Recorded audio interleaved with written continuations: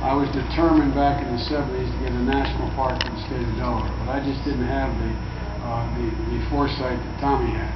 I started off with Cypress Swamp, then I tried to White Clay Creek, remember?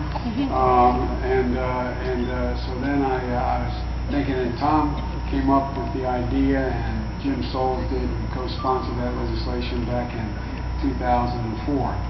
And actually, it made a whole heck of a lot of sense.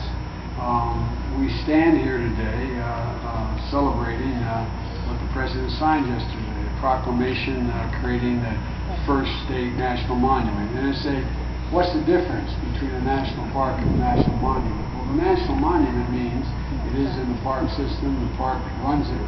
But we still haven't given up, Tom hasn't given up on the designation of a national park as well. But the reason why this happened at the time it happened was because of Secretary Salazar.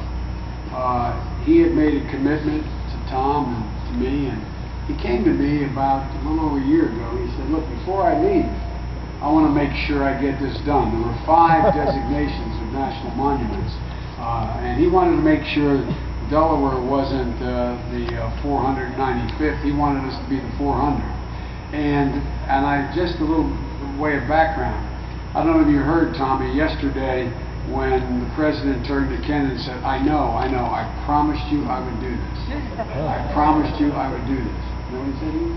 And so the reason it got done when it did, because Ken is heading back to Colorado, is because he was absolutely determined to keep a commitment that he made to Tommy and to me, and that this would get done on his watch. You know, Tom and I worked together a long, long time. As Martha maybe still hasn't forgiven me, I spent time trying to talk her into why Tom should run for the United States Senate back in those days, remember? I know I wasn't the most popular guy in the household at that time. Tom spent the night before he announced for Congress in my home. While I was being very gentle, I said, Tom, you should run, you should run. And he said, I've already announced for treasurer, I'm going to run. And I said, well, let me put it this way, Tom. I'll do anything I can to help you raise money if you run, and if you don't, I'll never help you again.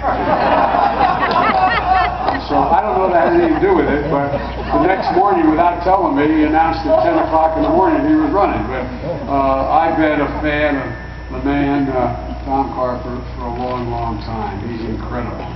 The one thing to know about Tommy, and all of you know it, everybody here knows, that when he gets the bit in his teeth, there is absolutely no stopping it. I really mean no stopping it. The fact of the matter is almost every member of the United States Senate, Democrat and Republican, has a story of how Tom Carper has cornered him to talk to him about how important it was to put Delaware in part of the national park system. And they think that they may be spared now, but he hasn't given up.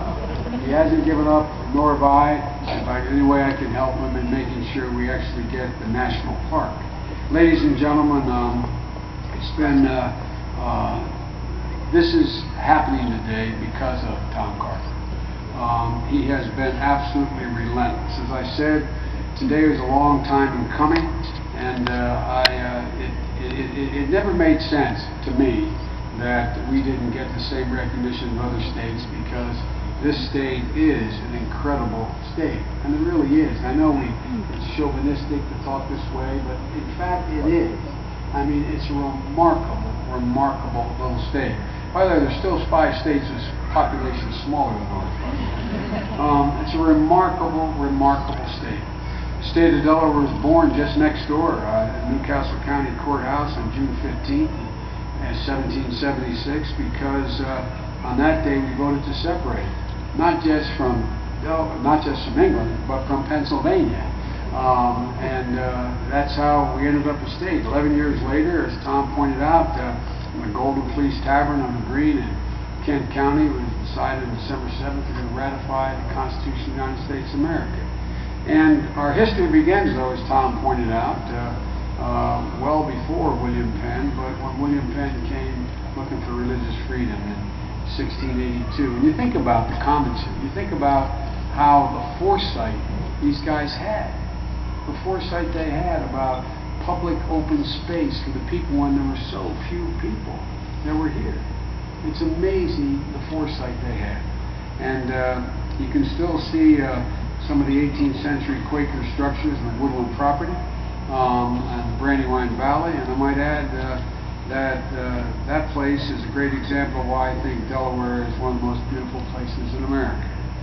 The moments and places aren't just central to Delaware history, these are central to American history. They're central to American history, not just Delaware history. And thanks to the proclamation yesterday, an awful lot of people in this country and around the world are going to be made more aware of that, because it is part of the system now. Delaware's going to get some supported needs to preserve these treasures, and our kids, our grandkids, our great-great-grandkids, all of posterity will have the benefit of these national monuments.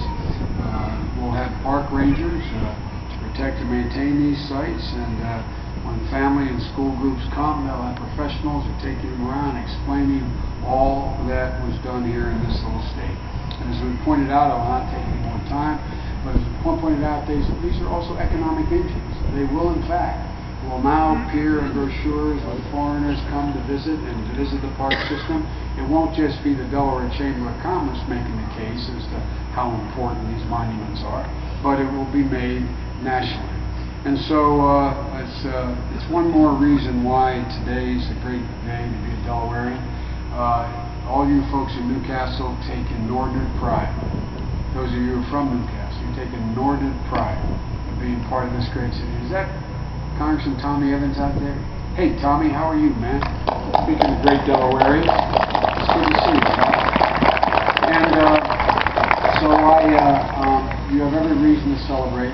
And I want to thank Ken for keeping his commitment, and I want to thank Tom for his incredible hard work. We owe them both a great deal. God bless you all. Thanks. Good to be home.